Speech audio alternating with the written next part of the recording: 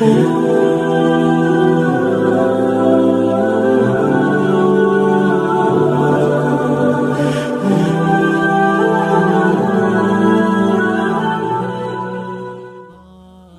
علیکم، welcome to my channel history with Fazal Khan مامون۔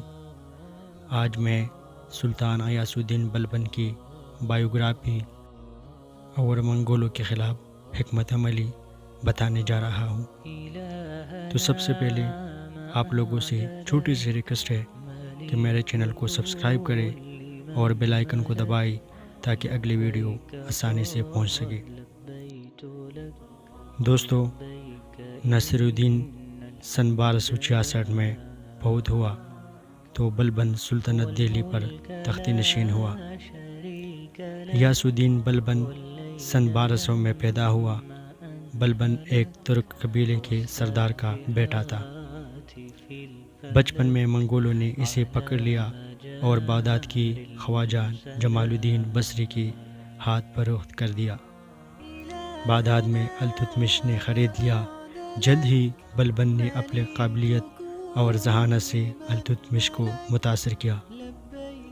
التتمش نے اپنے آقا قطب الدین ایبک کے حکم پر بلبن کو غلامی سے آزاد کیا اور ایک شہزادے کی طرح اس کی پرورش کی۔ اسے نہ صرف امراء میں شامل کر لیا بلکہ اپنی بیٹی بھی بلبن کی عقد میں دی دی۔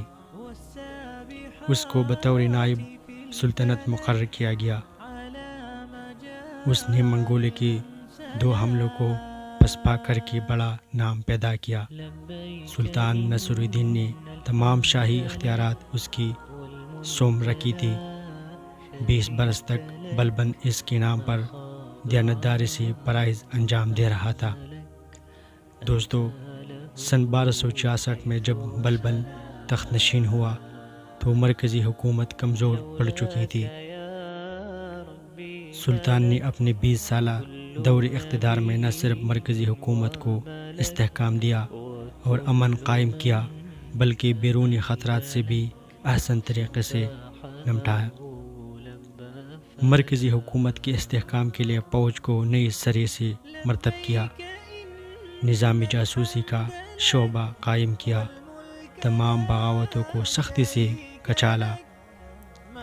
بلبن نے میواتی ڈاکوؤں کو دلی کے آس پاس سے مار بھگایا۔ کہا جاتا ہے کہ بلبن کے دور میں سڑکوں پر کوئی لٹیرا دکھائی نہیں دیتا تھا۔ بلبن کا سب سے بڑا کارنامہ منگولوں کے حملوں کا کامیاب مقابلہ تھا۔ دوستو، منگولوں نے اکثر ایشیائی ممالک کو تباہ کر دیا تھا۔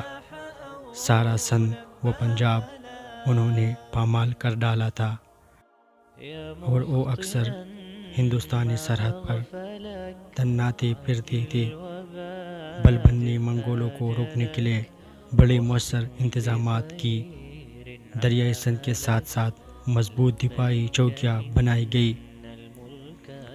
کئی جگہوں پر مضبوط قلعے بنائے۔ بلبن کی سرحدی حکمت عملی بہت کامیابی رہی۔ منگول جب بھی ہندوستان پر حملہ آور ہوئے انہیں ناکامی کا منہ دیکھنا پڑا۔ جب تک بلبن زندہ رہا منگول ہندوستان میں کوئی کامیابی حاصل نہیں کر سکے۔ بلبن 20 سال تک بحیثیت وزیر اعظم اور 20 سال بطور سلطنت دلی کی سیاست پر چھایا رہا۔ بلبن نے بادشاہ کے وقار کی بحالی کا جو طریقہ اختیار کیا وہ نہایت مؤثر ثابت ہوا۔ وہ غریب پرور اور منصب مزاج حکمران تھا۔ مصیبت زدہ لوگوں پر خاص عنایت کرتا تھا۔ وہ ایک بہادر سپہ سالار اور اعلیٰ درجے کا منتظم تھا۔ اس نے فتوحات کے بجائے سلطنت کے استحکام کی جانب توجہ دی۔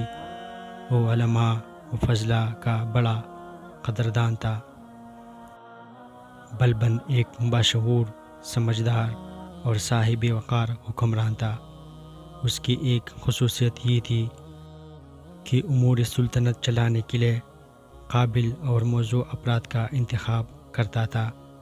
وہ بدعنوان ملازمین کو پوری طور پر برطرف کرتا۔ بلبن بغاوت اور سرکشی کا سخت مخالف تھا اور اس سلسلے میں کوئی رعایت نہیں کرتا تھا۔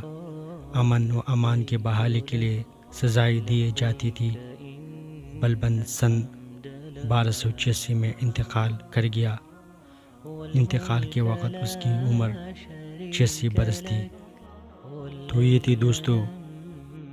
تو یہ تھی دوستو غیاث الدین بلبن کا چھوٹی سی ہسٹری۔